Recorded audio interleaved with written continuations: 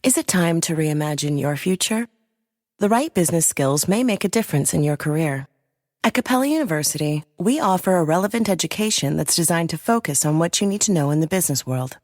We'll teach professional skills to help you pursue your goals, like business management, strategic planning, and effective communication.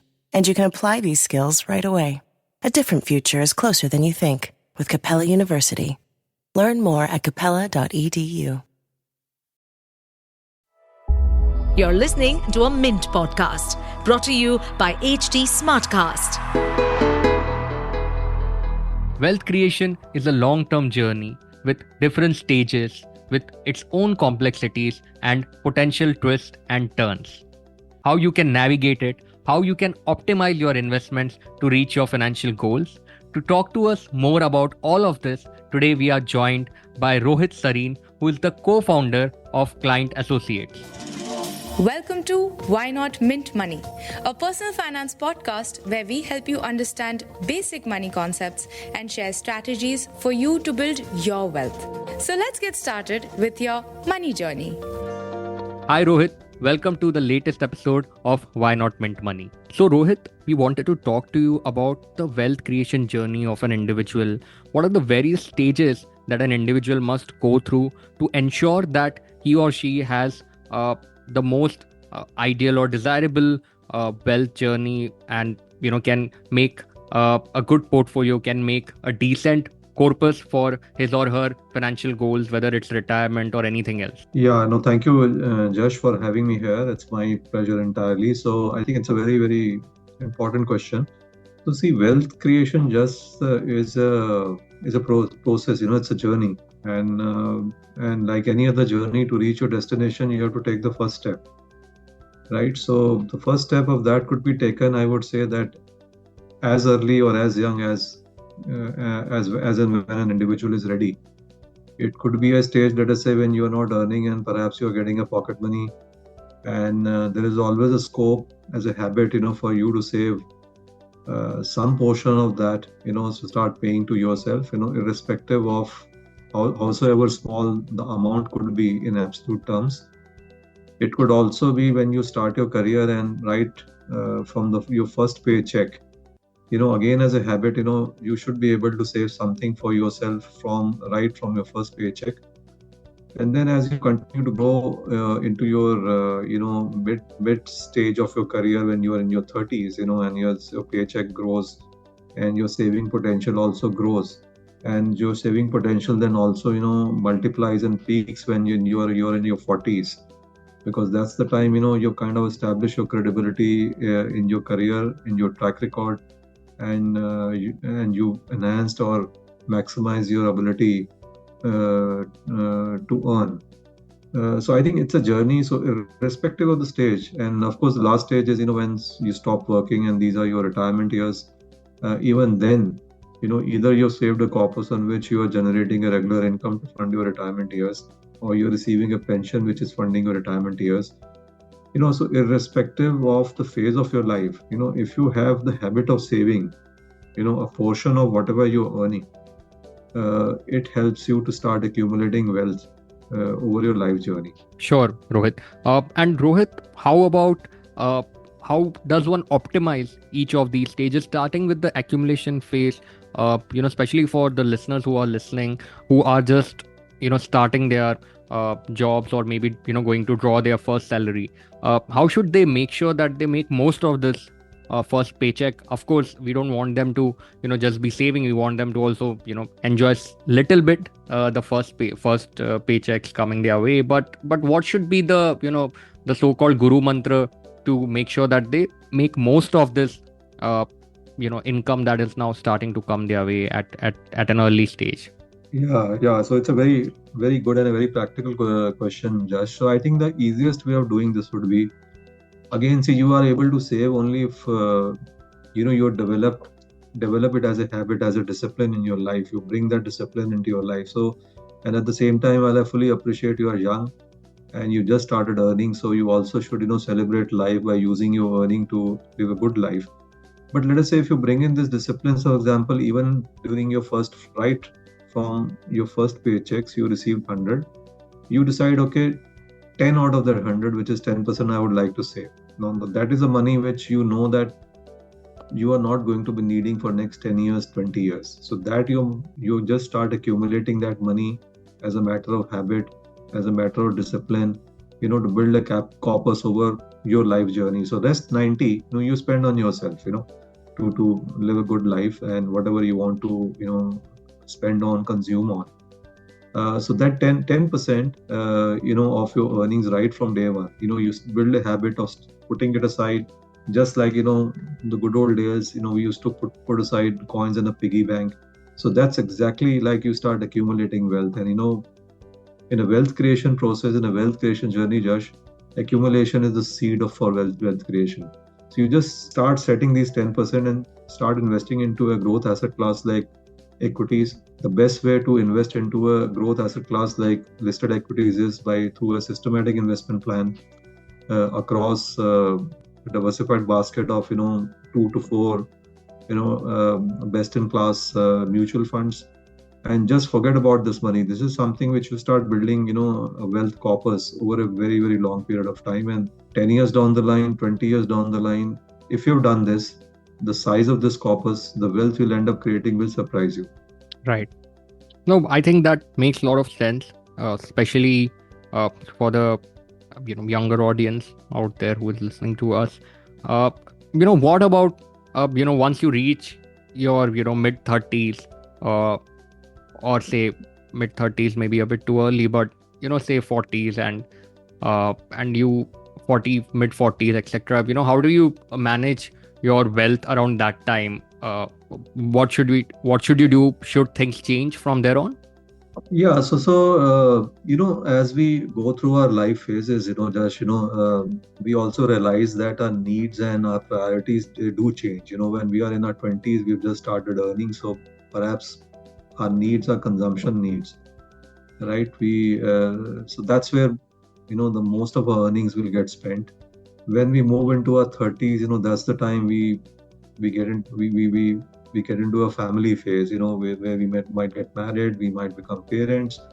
That's the time we get into an asset accumulation phase, because you may like to buy your own house, maybe on through EMIs and stuff like that. So you start accumulating assets, which are like the core basic needed assets in your life journey. And when you get into your 40s, this is the time, two things happen. One is that your income earning potential has really gone up. Secondly, you have acquired the assets, which you need, for example, for your mobility, automobiles, and for your housing needs, you've taken care of that. At the same time, what happens is when you reach your 40s, while your income has gone up, but your expenses don't increase in the similar proportion as the increase in your income over your 20s and 30s. So what this then results into is your ability to save, actually, the percentage of the income which you can save, actually, that multiplies. So if you were to compare, let us say a business equation of profit is equal to income minus expenses, very simple equation, which has been there since ancient times. Likewise, in our personal lives also, while our income is going up, our expenses don't really go up in a similar proportion if we are spending our expenses on needs or not necessarily wants. So then that allows us to, accumulate even more in our 40s. And that's the time, if you see in your life journey, a bulk of your savings actually happens in your 40s, because Right. that's the time the gap between your income and expenses is the widest in your life journey. Right. And, of course, by 40s, one would assume an individual would have also, reached slightly higher echelons of their careers. So that would obviously bring in more income and should ideally lead to more savings. Because as you have started your family, you have started, making savings, or rather, your spending goes quite high once your family starts their education, kids' education, etc. That's like a fixed cost. That this is how much you will spend, but your income will then incrementally lead to more savings, right? Yeah, that is right, because that's what I explained, that as your expenses need not grow in a similar proportion as your income as you get into 40s. Yeah. Provided you're conscious enough to make sure that lifestyle inflation is not coming into your life. You're not inviting lifestyle inflation. So largely, if your expenses are driven by needs and some wants, then your saving potential will actually multiply. It would be the widest, it would be the highest in your 40s, and then at that point in time, you have only three critical life goals to fund for, to accumulate for. One is, of course, your retirement years, which is still about, say, another 10, 15 years away.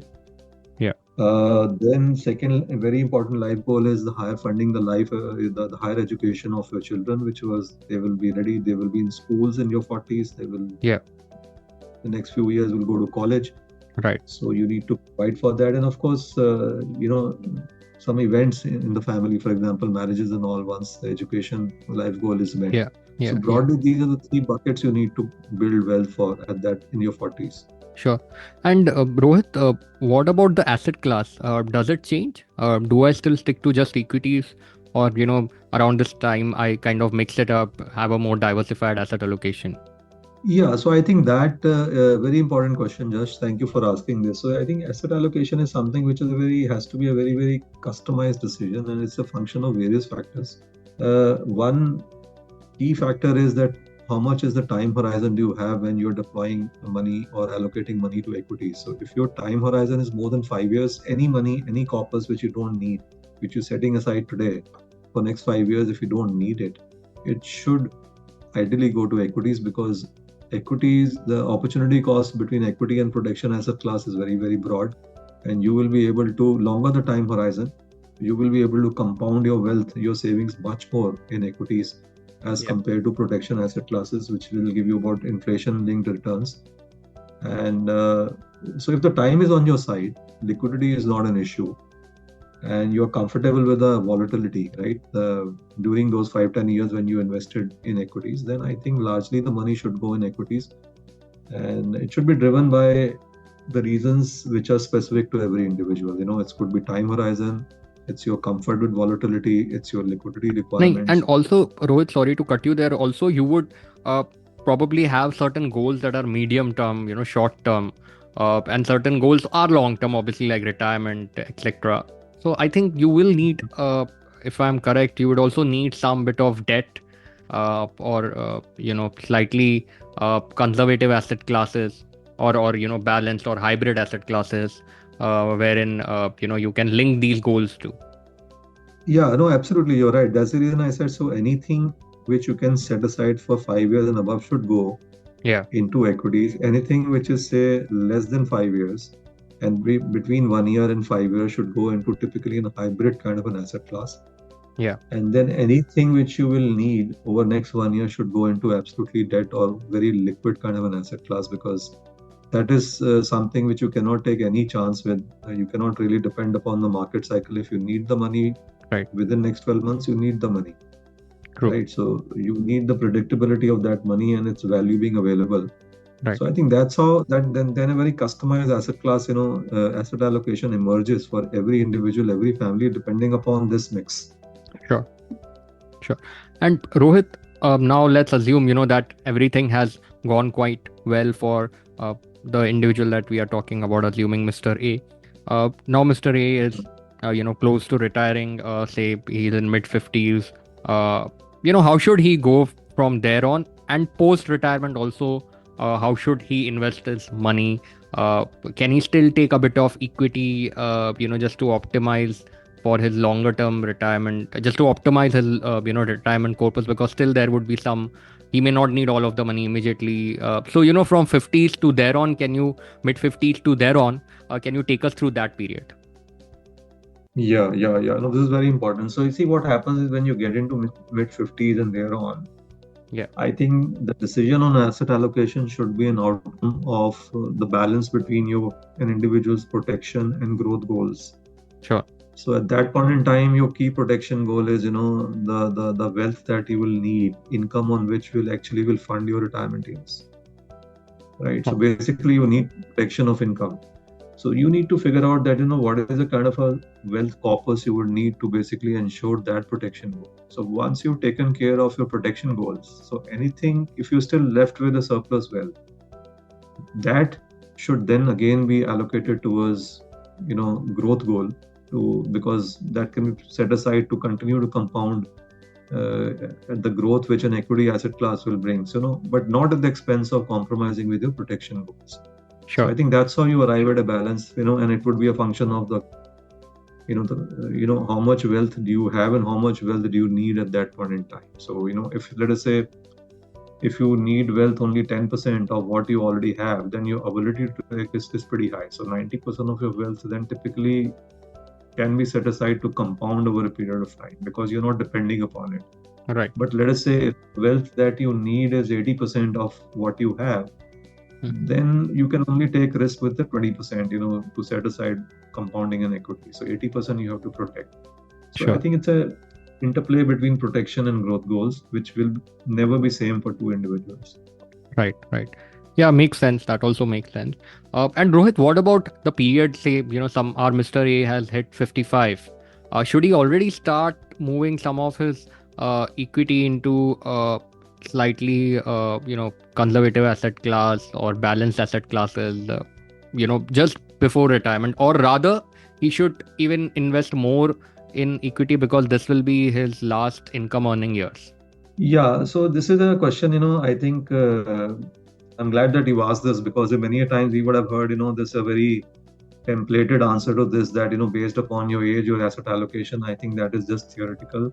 That's not correct because in fact, I have learned on the job working with various, wealthy families or individuals that actually when they are at retirement, they've earned through their professional journey over their lifetime, they build wealth which is actually large enough for them to take the risk, for the rest of their life also, because their dependency on that wealth which they have accumulated over their professional career is actually very limited, right? So even if you're retired, let us say I'm just taking a theoretical example, even if you're retired and you build a wealth of say 50 crores and your need for protection goals is only 10 crores to fund your retirement years, why do you need to, put that 40 crores into protection asset classes? Because you're simply actually will be losing out on the incremental compounding on those 40 years if you're putting a portion of that into protection asset classes, right? So actually, as India is growing, as India's economy is growing, and because of that ability of people to earn more is growing,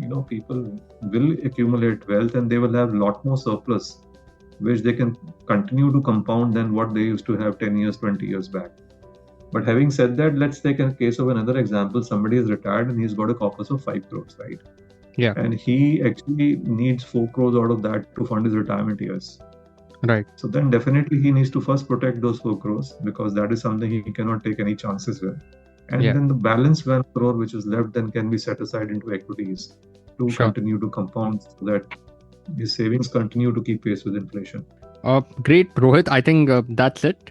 That covers a lot of ground for us. Thanks a lot for joining us today and sharing all those insights. Thank you, listeners, for joining us today. If you liked this episode and would like to hear 2 more such interesting conversations, do log into our channel, Why Not Mint Money, on Spotify, as well as other platforms, where you will find me omnipresent. Also, if you have any new ideas or suggestions, you can DM me on Twitter. My Twitter handle is @Jash Kriplani, that is JASHKRIPLANI. Or y'all can always mail to us at mintmoney@livemint.com.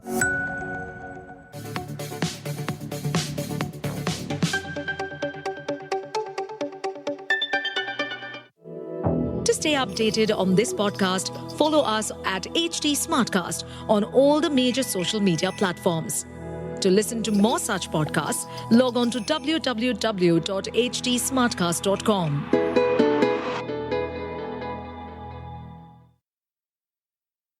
At Capella University, learning the right skills could make a difference. That's why our business programs teach you relevant skills you can take from the course room to the workplace. A different future is closer than you think with Capella University. Learn more at capella.edu.